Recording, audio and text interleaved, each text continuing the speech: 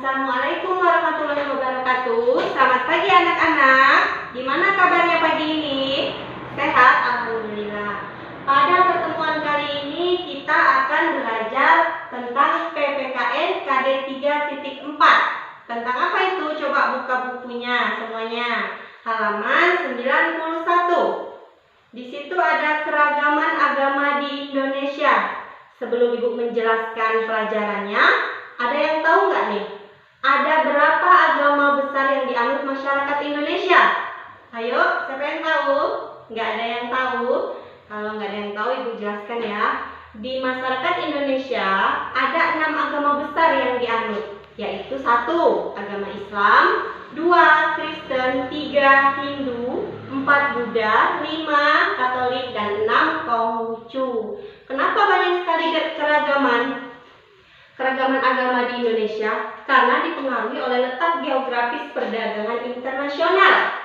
Karena kita ini bangsa Indonesia banyak sekali kekayaan alam yang melimpah, sehingga dari bangsa lain itu dari bangsa asing datang ke Indonesia untuk melakukan perdagangan, tapi bukan saja melakukan perdagangan, melainkan juga mengajarkan dan menyebarkan agama yang mereka anut. Contohnya, agama Hindu dan Buddha dibawa oleh bangsa apa? Bangsa India, sedangkan agama Kristen dibawa oleh bangsa Eropa. Dan agama yang kita anut ini, agama Islam, itu dibawa oleh pedagang Gujarat. Nah ini, Ibu kasih contoh-contohnya ya. Nih, contoh keragaman ibadah dalam masing-masing agama. Ini agama apa ini? Ini apa? Ini sedang sholat. Ini adalah agama Islam.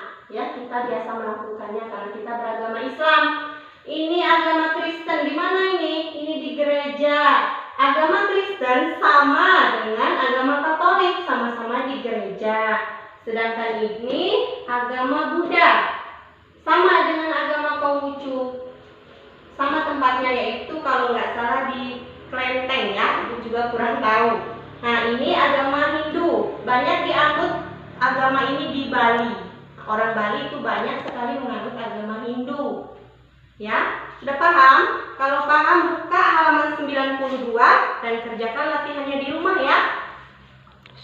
Sudah paham kan? Ya, kerjakan halaman 92. Lalu kalian kerjakan di rumah. Pada pertemuan selanjutnya kita koreksi. Ya, karena waktu sudah habis, jadi Ibu akan mengakhiri pelajaran kita pada pagi hari ini. Assalamualaikum warahmatullahi wabarakatuh. Assalamualaikum warahmatullahi wabarakatuh. Selamat pagi anak-anak semua. Ya, pada pertemuan pagi hari ini kita akan membahas tema 7, subtema 1 KD 3.7 tentang bahasa Indonesia. Ayo semuanya buka bukunya halaman 71. Di situ ada suku bangsa di Indonesia. Sebelum Ibu menjelaskan materinya lebih lanjut, coba siapa yang tahu suku bangsa di Indonesia? Sebutkan salah satunya. Ada yang tahu? Nggak ada? Baiklah, Ibu jelaskan kalau nggak ada yang tahu. Suku bangsa di Indonesia ini ada banyak. Salah satunya adalah ada suku Jawa, ada suku Sunda, ada suku Betawi, ada suku Batak, ada suku Dayak, ada suku Melayu, dan lain sebagainya. Masih banyak lagi ya. Kenapa suku bangsa di Indonesia ini banyak? Karena bangsa Indonesia ini terbentang sangat luas dari Sabang sampai Merauke. Masyarakat yang mendiami pulau kecil dan besar di Indonesia ini banyak memiliki keragaman suku, budaya, serta perbedaannya. Apa perbedaan yang dapat membedakan antar suku? Yaitu perbedaan rumah adatnya, perbedaan pakaian daerahnya, perbedaan tarian daerahnya, perbedaan makanan khas daerahnya, dan perbedaan lagu daerahnya. Dan masih banyak lagi yang lainnya ya. Dan Ibu membawakan contoh dari tarian daerahnya, yaitu ini. Ini tari apa, ada yang tahu? Ini tari topeng dari DKI Jakarta. DKI Jakarta termasuk suku apa? Ada yang tahu? Ya, termasuk suku Betawi. Yang satunya ini? Tari sekapur sirih. Dari daerah mana? Dari daerah tempat kita tinggal, yaitu di mana kita tinggal? Di kota Jambi. Jambi ini termasuk suku apa? Termasuk suku Melayu, ya. Udah jelas? Banyak sekali perbedaan setiap suku dan antar suku. Tapi walaupun banyak perbedaannya, kita tetap harus bersatu. Kita harus tetap saling menghormati dan menghargai antar suku. Tidak boleh mengejek, tidak boleh menghina antar suku, ya. Seperti semboyan yang kita miliki bangsa Indonesia, yaitu semboyan Bhinneka Tunggal Ika. Apa artinya? Walaupun berbeda-beda, kita tetap satu jua. Paham anak-anak? Kalau sudah paham, kerjakan di rumah halaman 74. Latihan A dan B kerjakan di rumah. Minggu depan kita koreksi. Baiklah, Ibu akhiri. Wassalamualaikum warahmatullahi wabarakatuh. Selamat pagi anak-anak. Bagaimana kabarnya pagi ini? Sehat semua kan? Alhamdulillah ya, kalau sehat, Ibu juga sehat, alhamdulillah. Pada minggu kemarin kita sudah belajar tentang macam-macam hewan dan makanannya, ya kan? Dan pada pagi hari ini kita akan belajar tentang siklus makhluk hidup. Ada yang tahu? Sekarang kalau belum tahu, buka bukunya halaman 96. Sudah buka bukunya semua?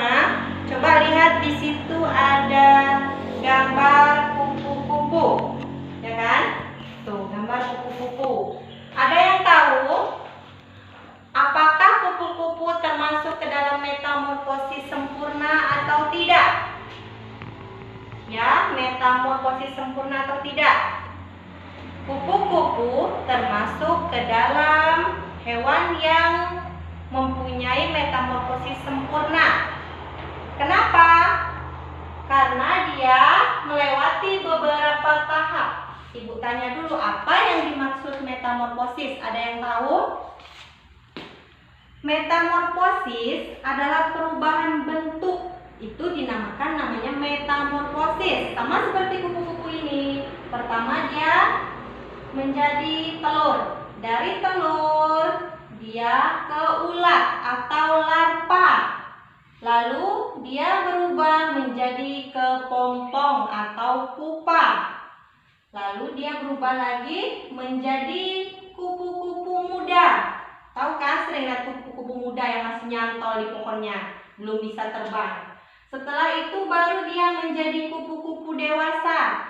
Setelah menjadi kupu-kupu dewasa, baru kupu-kupu bisa terbang. Yang sering kita lihat terbang-terbang itu, nah itu dia sudah menjadi kupu-kupu dewasa. Melalui beberapa tahap ini, itu yang dinamakan metamorfosis. Dan kupu-kupu ini termasuk ke dalam metamorfosis sempurna. Karena dia melalui beberapa tahap. Jadi dia melalui metamorfosis sempurna, ya. Apa saja hewan yang melakukan metamorfosis? Ada yang tahu? Ada capung. Dia melalui metamorfosis sempurna juga. Ada lalat. Lalat juga, karena dia melakukan beberapa tahap itu, ya. Dari ulat, sama aja lalat, capung, kupu-kupu. Itu melalui metamorfosis sempurna. Kupu-kupu itu apa? Mencari tanaman yang cocok untuk meletakkan telurnya. Tahu kan? Nah, sekarang anak-anak, kalau sudah paham, coba buka halaman 97 dan kerjakan di rumah, ya, latihannya halaman 97. Baik, Ibu akhiri ya pelajaran kita hari ini. Assalamualaikum warahmatullahi wabarakatuh. Selamat pagi anak-anak.